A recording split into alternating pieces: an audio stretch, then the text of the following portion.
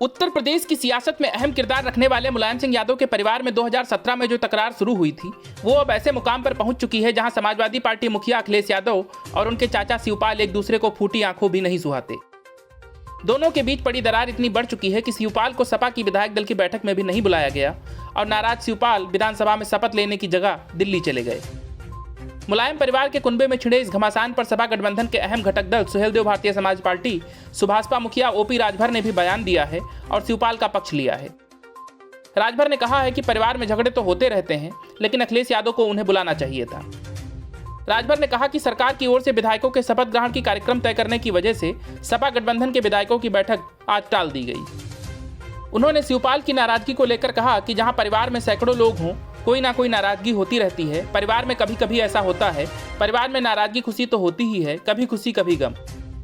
राजभर से जब विधायक दल की बैठक में शिवपाल को नहीं बुलाए जाने को लेकर सवाल किया गया तो पहले तो उन्होंने यह कहकर टालने की कोशिश की कि उन्हें ज़्यादा जानकारी नहीं है, पता नहीं कि क्यों नहीं बुलाया गया। हालांकि बार बार पूछे जाने पर राजभर ने कहा कि शिवपाल सपा के विधायक हैं, सभी को बुलाया जाना चाहिए था, उन्हीं को नहीं, सपा के सिंबल पर जो भी जीते हैं सभी को बुलाना कानूनी अधिकार है।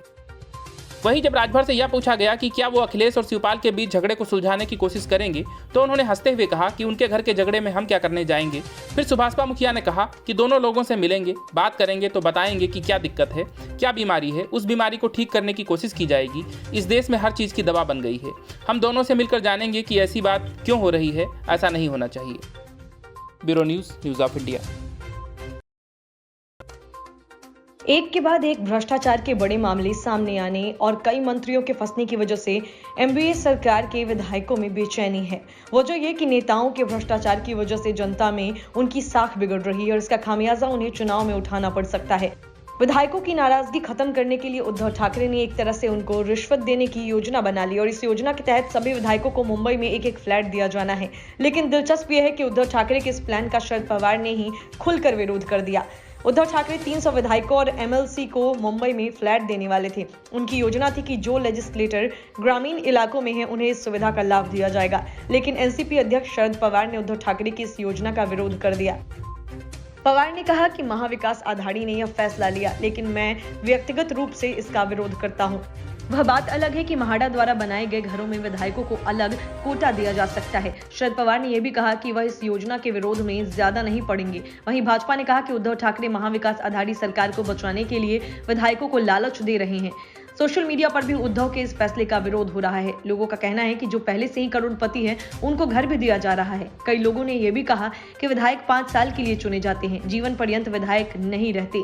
भाजपा विधायक राम कदम ने कहा कि फ्लैट सेना के जवानों और कार्यकर्ताओं की विधवाओं को दिए जाने चाहिए। उन्होंने कहा कि महामारी के दौरान बहुत सारे लोगों ने सेवा करते हुए जान गंवा दी, उन्हें प्राथमिकता देनी चाहिए। उन्होंने यह भी कहा कि इस योजना को लागू करके सरकार विधायकों को बदनाम करना चाहती है। उद्धव ठाकरे के फैसले का बचाव करते हुए जितेंद्र आव्हाड ने कहा कि ये फ्लैट केवल उन विधायकों को दिए जाएंगे जो कि ग्रामीण इलाकों से आते हैं। उन्होंने कहा कि कई अभिनेताओं, मीडिया कर्मियों को भी फ्लैट मिला है। Bureau report, news of India. Birbhum हिंसा के बाद से बंगाल की सियासत गर्म है। विधानसभा में हंगामा और मारपीट के बाद टीएमसी नेताओं के विवादित बयान आने शुरू हो गए हैं जो आग में घी डालने का काम कर रहे हैं। पश्चिम बर्धमान जिले के पांडेश्वर से टीएमसी विधायक नरेंद्रनाथ चक्रवर्ती ने कार्यकर्ता सम्मेलन में बीजेपी समर्थकों को खुलेआम धमकी दे डाली। पश्चिम बंगाल के विधानसभा में बीजेपी और तृणमूल कांग्रेस के विधायकों के बीच मारपीट की वजह से बड़ा बवाल उठ खड़ा हुआ है। बीजेपी विधायकों का कहना है कि विधानसभा के अंदर टीएमसी के विधायकों ने पहले उन पर हमला किया है। टीएमसी विधायक नरेंद्रनाथ चक्रवर्ती ने कहा कि कट्टर बीजेपी वोटर बाहर न निकले। जो कट्टर बीजेपी समर्थक हैं उन्हें डराएं धमकाएं, उनसे कहें कि वे लोग वोट देने ना जाएं। अगर वे लोग वोट देने जाते हैं तो उसके बाद वे कहां रहेंगे खुद तय कर ले। नरेंद्रनाथ चक्रवर्ती ने कहा कि अगर वे लोग वोट देने नहीं जाते हैं तो हम लोग समझेंगे कि वह हमारे समर्थन में है। इस बारे में आसनसोल के पूर्व मेयर और बीजेपी नेता जितेंद्र तिवारी कहते हैं कि टीएमसी विधायक समझ गए हैं कि लोग बीजेपी को वोट देंगे और उनकी हार तय है, इसीलिए इस तरह की धमकी दे रहे हैं। इस बीच बीजेपी बंगाल के सह प्रभारी अमित मालवीय ने टीएमसी विधायक का वीडियो शेयर किया है जिसमें वह बीजेपी समर्थकों को धमकी देते नजर आ रहे हैं और बीजेपी को वोट न देने के लिए कह रहे हैं। अमित मालवीय ने चुनाव आयोग से इस वीडियो को शेयर करते हुए इसके आधार पर टीएमसी के विधायक चक्रवर्ती पर एक्शन लेने की मांग की है। उन्होंने बंगाल की ममता बनर्जी की भी जमकर आलोचना की है। मालवीय ने आरोप लगाया कि सीएम ममता बनर्जी ऐसे विधायकों को संरक्षण दे रही हैं। शेयर किए गए वीडियो में नरेंद्र नाथ चक्रवर्ती बीजेपी समर्थकों से वोट नहीं देने को कहते नजर आ रहे हैं। उन्होंने कहा कि अगर वो बीजेपी को वोट देते हैं तो वो चुनाव के बाद वोटर को देख लेंगे। उन्होंने खुलेआम कहा कि अगर लोगों ने बीजेपी को वोट नहीं दिया तो वह बंगाल में रह सकते हैं और नौकरी या व्यवसाय कर सकते हैं। ऐसे में टीएमसी उनका समर्थन करेगी। आसनसोल में अप्रैल में उपचुनाव होने हैं, जिसमें शत्रुघ्न सिन्हा तृणमूल से उम्मीदवार हैं और आसनसोल की विधायक अग्निमित्रा पॉल बीजेपी से चुनाव लड़ रही हैं। Bureau report, news of India. जेल में बंद समाजवादी पार्टी नेता और रामपुर से विधायक आजम खान को एक और झटका लगा है। कोर्ट ने आजम खान को यूपी विधानसभा में विधायक पद की शपथ लेने से रोक दिया है। कोर्ट ने जेल प्रशासन की उस याचिका को खारिज कर दिया है जिसमें शपथ ग्रहण के लिए आजम खान को विधानसभा ले जाने की अनुमति मांगी गई थी। गौरतलब है कि आजम खान रामपुर से लोकसभा सांसद थे और यूपी चुनाव में रामपुर सदर से विधायकी जीतने के बाद उन्होंने लोकसभा की सदस्यता से इस्तीफा दे दिया था। लेकिन विधायकी की शपथ अभी वो नहीं ले पाएंगे क्योंकि आजम खान और नाहिद हसन जैसे कुछ विधायक जेल में बंद हैं और कोर्ट से उन्हें अनुमति नहीं मिली है। गौरतलब है कि आजम खान के ऊपर 87 से अधिक मुकदमे दर्ज हैं। इनमें लूट, डकैती, जमीन कब्जाने सहित तमाम मामले शामिल हैं, जिनमें वो सीतापुर जेल में बंद हैं। हालांकि विधानसभा में आजम खान के बेटे अब्दुल्ला आजम खान और माफिया मुख्तार अंसारी के बेटे अब्बास अंसारी ने विधायक पद की शपथ ले ली है। अब्दुल्ला आजम खान रामपुर जिले की स्वार विधानसभा सीट से विधायक चुने गए हैं।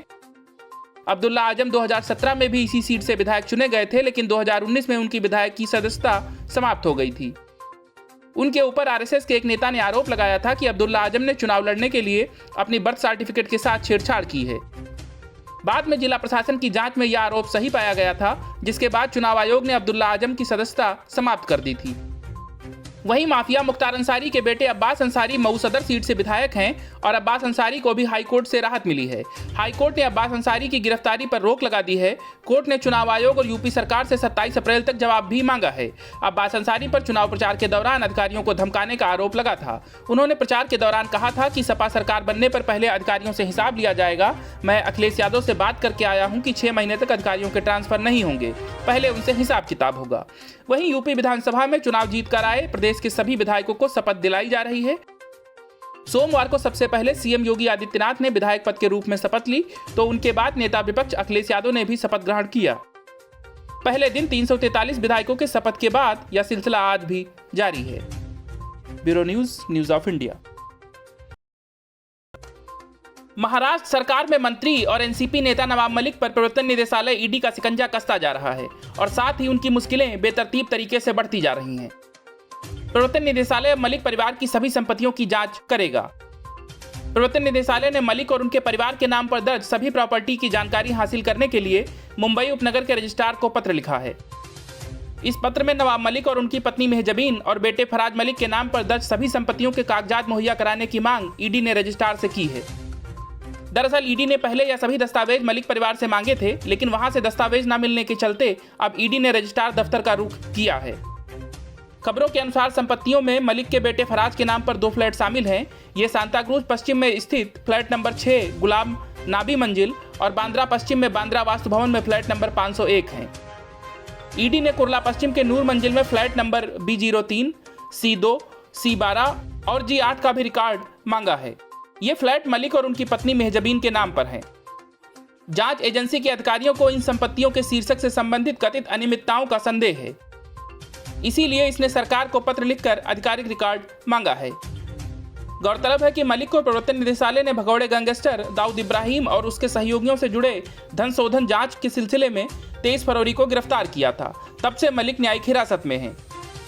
वहीं नवाब मलिक के मामले को लेकर महाराष्ट्र की सियासत भी गरमाई हुई है। कुछ दिन पहले जहां उद्धव ठाकरे ने महाराष्ट्र विधानसभा में नवाब मलिक को लेकर विपक्ष पर निशाना साधा था और कहा था कि अगर नवाब मलिक के दाऊद इब्राहिम के साथ कनेक्शन थे तो केंद्रीय जांच एजेंसियां क्या कर रही थी, उन्होंने उनको गिरफ्तार क्यों नहीं किया था।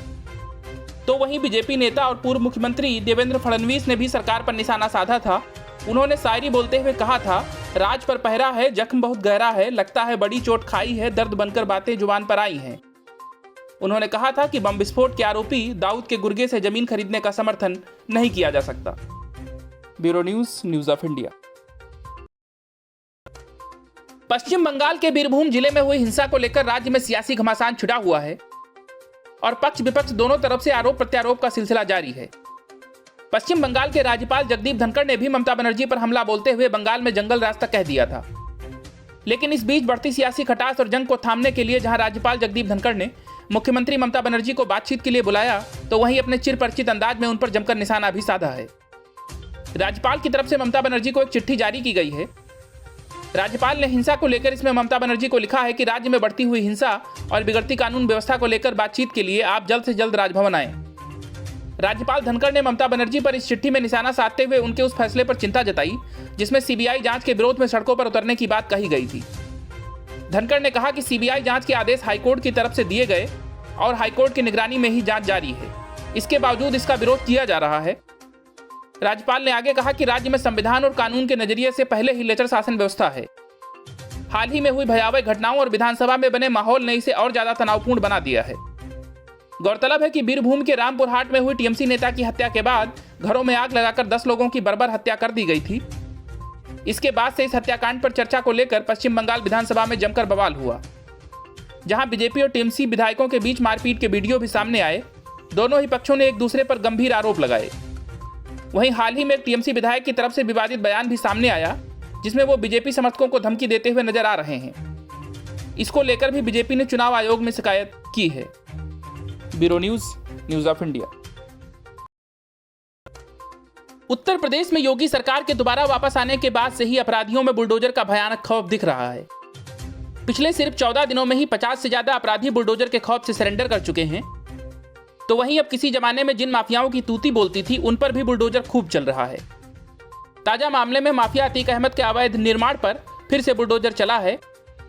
गौरतलब है कि बीते साल अतीक अहमद के प्रयागराज स्थित आवास को जमींदोज किया गया था, जिस पर दोबारा अवैध निर्माण होने की सूचना प्रयागराज विकास प्राधिकरण को काफी दिन पहले मिली थी, लेकिन चुनाव के चलते इस अवैध निर्माण पर कार्रवाई रुकी हुई थी। लेकिन अब प्रयागराज विकास प्राधिकरण ने कार्रवाई को अंजाम देते हुए अतीक अहमद के चकिया आवास की बाउंड्री, टीम सेट के स्ट्रक्चर और वहां बने शौचालय को ढहा दिया। प्राधिकरण के अधिकारी दल बल के साथ चकिया पहुंचे और आदेश मिलते ही जेसीबी दस्ते ने अतीक अहमद के चकिया स्थित निवास को जमींदोज कर दिया। आरोप है कि यहां बगैर प्राधिकरण से स्वीकृत अवैध बाउंड्री वाल का निर्माण किया गया था। इस दौरान मौके पर भारी संख्या में पुलिस और प्राधिकरण के अधिकारी मौजूद रहे। वहीं चुनाव परिणाम आते ही जैसे ही तय हुआ कि योगी फिर से सीएम बनने जा रहे हैं, राज्य का पूरा प्रशासनिक अमला काम पर लग गया। कई जिलों में अवैध रूप से किए गए अतिक्रमण भी हटाए जा रहे हैं, तो वहीं लाइसेंसी हथियारों का गलत इस्तेमाल करने पर शस्त्र लाइसेंस निलंबित किए जा रहे हैं। वहीं अतीक अहमद पर हुई कार्रवाई को लेकर प्रशासन का कहना है कि एक बड़े क्षेत्रफल में अवैध निर्माण किया गया था, जिसका पहले डिमोलेशन किया गया था, लेकिन चुनाव के दौरान पता चला कि यहां पर कुछ अवैध निर्माण का कार्य चल रहा है। इसके बाद जोनल अधिकारी ने जांच कराई तो सूचना सही पाई गई, इसीलिए आज फिर से कार्रवाई को अंजाम दिया गया है। गौरतलब है कि माफिया अतीक अहमद गुजरात के अहमदाबाद की साबरमती सेंट्रल जेल में बंद है। Bureau news of India.